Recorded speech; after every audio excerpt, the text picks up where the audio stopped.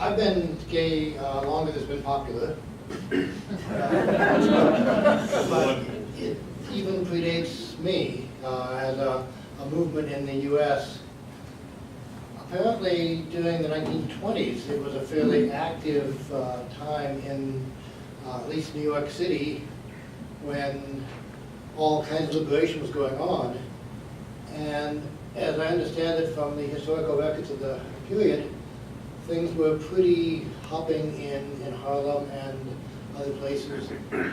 But then the Depression came, and a lot of men wound up being out of work, a lot of families wound up without support and breadwinners, and the pendulum began swinging back against this kind of free male sexual interaction and bar scene and all that went on in the mid-20s. And so police raids began. It got to be a very difficult period for gay men in particular. I know less about the lesbian history than I do about the gay male history. But in reaction to that, some organizations began to form underground, and of course lesbian newsletters and gay male newsletters being typed up on scattered paper and mimeographed on little machines were being circulated around. But things were really very much underground and centered mostly in large cities until the Second World War. I was born in 1943, so at that time, a lot of men, women too, were coming from the countryside, moving into the armed forces and coming together for the first time. And these gay men and lesbians began to find each other for the first time and realize that they were not alone. And this was a really important kind of shift.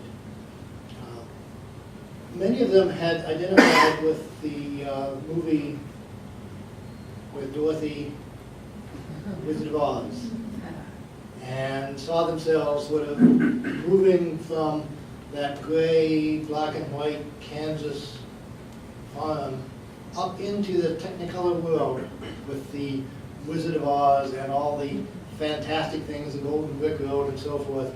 And so they really identified with the Scarecrow, the Tin Man, the Cowardly Lion, because they kind of felt that way growing up. And they found courage, as happened in the movie. There really was a kind of positive identification. And so when they got into the armed forces, they used the code word, a friend of Dorothy's, to identify themselves. And so this led to a fairly active group of lesbian and gay people in the armed forces during the war who were friends of Dorothy and who identified with each other in that way. Well, after enough people were drafted and they didn't have quite the pressure to keep everybody in, the armed forces began purging homosexuals. And they started looking for Dorothy because they knew that she knew everybody.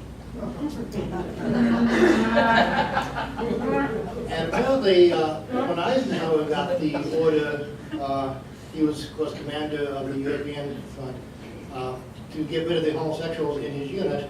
He called in his top officers, and most of them were women. And he told them that he'd gotten this order from the Pentagon that they had to get rid of the homosexuals. And the women stood there, looked him in the eye and said, "Well, if that's true, General, then we will be the first to go." So he did not enforce the order. He did not have a major purge like happened in so many other places. But a lot of people did wind up getting purged and getting dishonorable discharges. And so among the very old population today, you'll find some people who came out of the war with dishonorable discharges and have had a very stigmatized life ever since. The other thing that happened during the war was people had shore leave, and they wound up in San Francisco and New York and other places and began forming communities and populating bars and getting a kind of a culture going. So after the war, many settled in these places that they'd come to know. And they became kind of gay meccas. San Francisco in particular took on a kind of activist bent and formed a group called the Mattachine Society and some other groups that were quite radical and very progressive and very important in the history. And so the first thing I remember was as a kid about 12 years old reading in the Rocky Mountain News. I grew up in Denver. Denver had been chosen by the Mattachine Society for their first national conference. And when they came to Denver, they were all arrested because they couldn't have that kind of meeting. And I read about it in the Rocky Mountain News. And it was the first time I'd heard about homosexual and kind of had that sense that there is a group of people like that. And when I finally got myself out to California, one of the first places I went in San Francisco was to the Mattachine Society to pick up some literature and so forth. And this was probably about 1962. Of course, the purges happened in dramatic ways in Washington, D.C. You've all heard about the Governor McCarthy hearings and the ways in which the homosexuals and the communists were called in and names gathered and notebooks and address books found, and they were kicked out. And Frank Kameny became one of the people who wouldn't take it, and he started protesting and created the very first gay rights marches in the late 1950s. Bubba Giddings was the person who was also very much involved, librarian from Pennsylvania. And they were fighting against this terrible repression that was happening. Now, most of the bars in those days were owned by the mafia because it was pretty illegal to be homosexual. When I was growing up, it was illegal in all the states in the U.S. By the time I got into graduate school at the University of Chicago, Illinois had repealed that, but that was the only state. It was, of course, a sin, and of course, it was a mental illness. Mental illness was particularly troubling to me because I was studying psychology and I wasn't sure if I was going to be able to be licensed having this mental illness. But I then read about some research that had been done by a woman named Evelyn Hooker. She had gone to the Mattachine Society and had found a sample of what she called well-adjusted gay men, and she didn't know that such people existed because all she knew was the abnormal psychology books that she'd been teaching in her classes at UCLA. But she got interested in this, and she got a grant from the National Institutes of Mental Health. They were so astonished that a person could find a sample of normal homosexuals that they flew out a team to see who this kook was. And she turned out to be a vivacious, very stunningly attractive woman married to a very important professor at UCLA, Edward Hooker.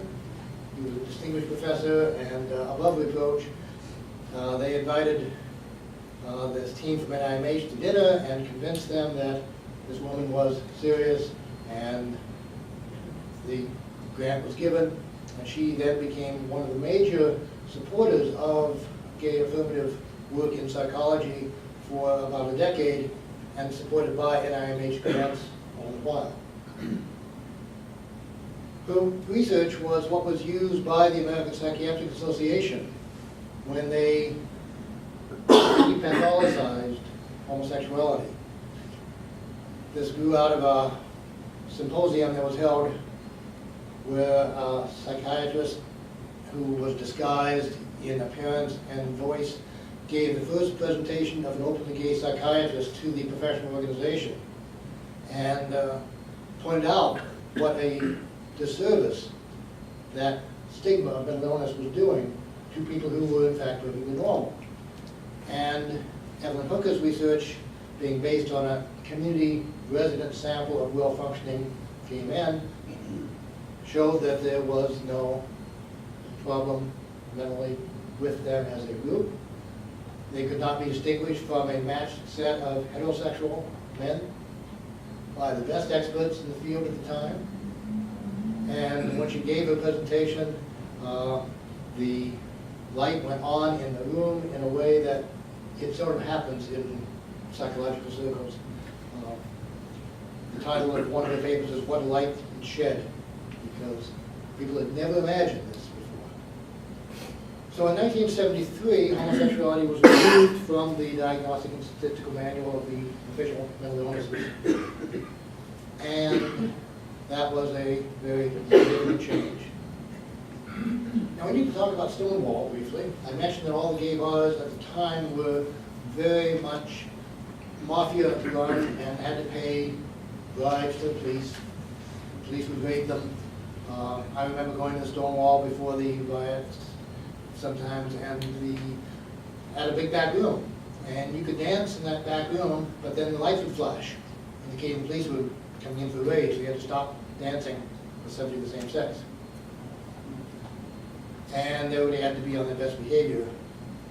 Well, this particular day in June was the day of the memorial service in New York for Judy Garland, who, of course, had played Dorothy in The Wizard of Oz. And the gay men and the transsexual people who frequented the Stonewall had been in large numbers at that memorial and had come to the bar and were grieving and really worked up and emotionally charged up. And so when the police came in to raid the bar, as they usually did, the patrons fought back. And they wound up trapping the police inside the bar, and then a Molotov cocktail or two got thrown in, and the police reinforcements were called, and word got out in the community, and the riot went on for several days. And what that did was to effectively change the meaning of homosexuality from an individual condition to a group identity. Harry Hay, one of the founders of the Vanishing Society, pointed that out, and I think that's such an important understanding that what had been an individual condition now became a group identity and a minority that we now recognize. The next paradigm shift, I think, really was, in fact, in the Hawaii Supreme Court ruling that banning same-sex marriage violated their constitutional guarantee of gender non-discrimination. And what that ruling did, although it was quickly overturned by the legislature, what that ruling did was to change the paradigm again from it being about sex, sexual orientation, to it being about gender. And this then opened the way for transgender folks to come in. And, of course, bisexual folks too. So it was no longer about sex, it was now about identity and about individual gender nonconformity or gender identity. And then finally, when the Maine decision came about same-sex marriage, you remember we began with a campaign about rights and benefits and then shifted in the second election to a campaign about family, love, and commitment. So I see that as a third paradigm shift, where now it's no longer about sexuality and gender, it's about family, love, and commitment. And so it's been an amazing kind of history. I've been so lucky to be involved with gay psychologists. I met Evelyn Hooker and became really close to her in her later years, heard her stories, and of course, as Lois mentioned, I was one of the co-founders of SAGE in New York back in 1977-78. And just a quick aside on that, one of the board members was Henry Hetrick. He was president at one point, and we signed the incorporation papers in the living room of Henry Hetrick and Damian Martin. And our lawyer was one of the founders of Lambda Legal. And we had a hard time getting enough people to sign because in those days you didn't want to be exposed, even then in 77, 78. I was one of the signers because I had tenure, and that made it safe. Of course, Emily and Damien went on to found the Damian Martin Institute for Youth, And the Hubby Milk School that grew out of that is still going on in New York. So it's been a wonderful ride, and happy to take these questions later on. Thank you.